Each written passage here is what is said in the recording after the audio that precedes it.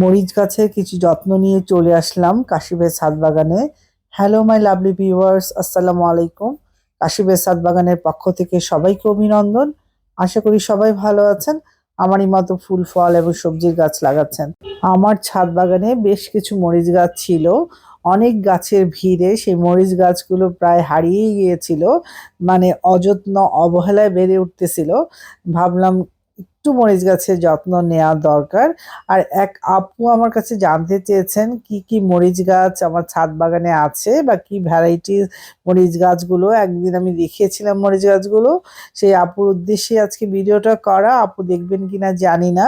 এই যে ছাদ বাগানে আমার এই মরিচ গাছটা আপনারা দেখতে পাচ্ছেন, এটা হচ্ছে কালো সূর্যমুখী মরিচ।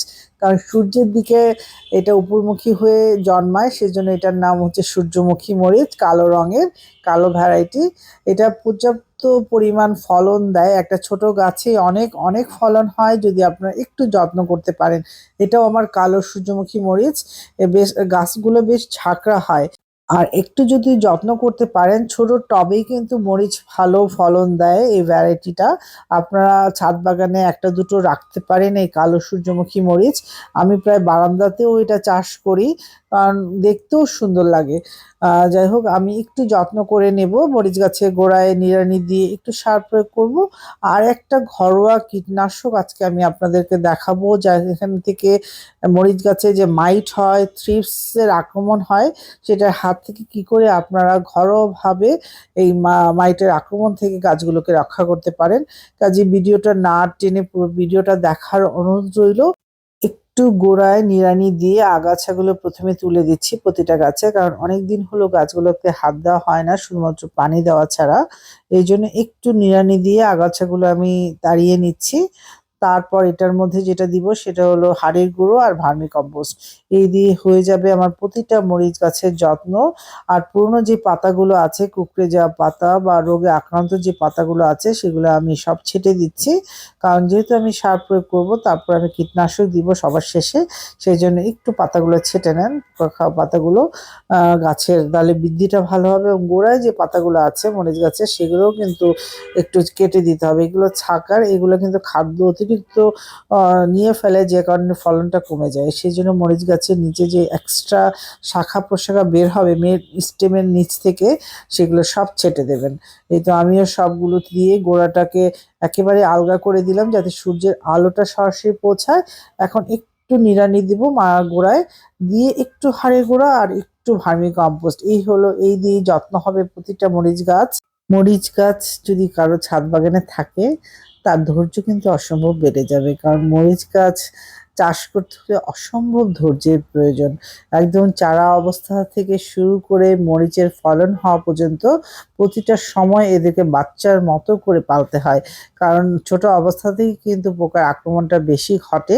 সেই জন্য ছোটবেলা থেকেই একেবারে ঘরোয়া কীটনাশক বলেন, বাজারে রাসায়নিক কীটনাশক বলেন, যার যেটা পছন্দ সেই ইউজ করতেই হবে প্রতি 7 দিন অন্তর অন্তর।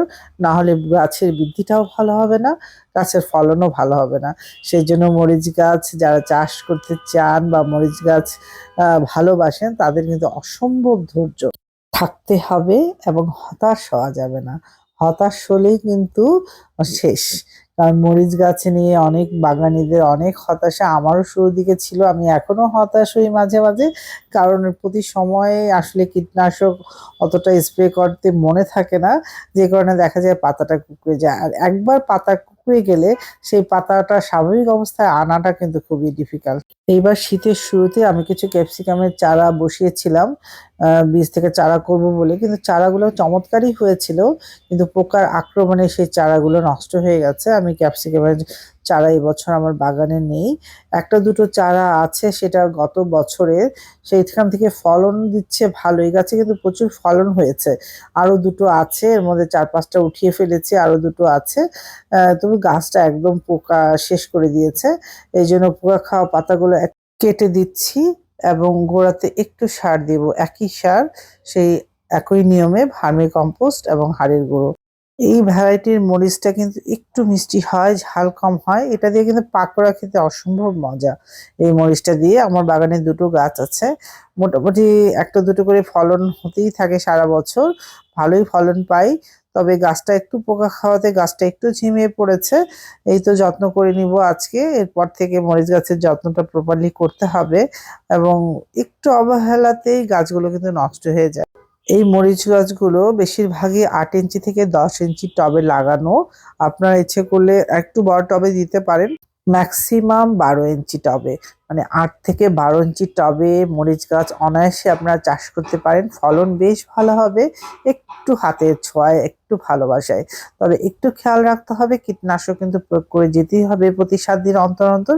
সেটা হতে পারে ঘরোয়া কীটনাশক বা হতে পারে রাসায়নিক কীটনাশক। আপনাদের সুবিধা মতো আপনারা ইউজ করবেন। একটু বেশি হয়ে গেছে হাড়ে গুঁড়ো, আমি মাটি থেকে একটু সরিয়ে নিলাম, সাথে একটু ভার্মি কম্পোস্ট দিবেন গোড়াতে। এই তো, এই দিয়ে হয়ে গেল আমার যত্ন। পরবর্তী যে ক্যাপসিকামের গাছটা আছে সেটা একেবারেই পোকায় নষ্ট করে দিয়েছে। বেশিরভাগ ক্যাপসিকাম গাছগুলোতেই পোকার আক্রমণটা বেশি ঘটে। এই তো, এইটা হচ্ছে, এটা সেম ভ্যারাইটির একটা ক্যাপসিকাম। যাই হোক, এটার পোকাটা একেবারেই নষ্ট করে দিয়েছে গাছটাকে। যাই হোক, আমি প্রতিটা পাতা ছেটে দিব, ছেটে দিয়ে গোড়ায় নিড়ানি দিয়ে একটু সার প্রয়োগ করে দিয়ে দেখি, চেষ্টা করে গাছটা আবার পুনরুজ্জীবিত করাতে পারি কিনা। এই তো, গাছটা আপনারা দেখে রাখুন, যদি গাছটা ভালো হয়, পরবর্তীতে যদি গাছটা বেড়ে ওঠে একটু যত্নে, অবশ্যই আপনাদের সাথে সেই গাছটা আমি শেয়ার করব।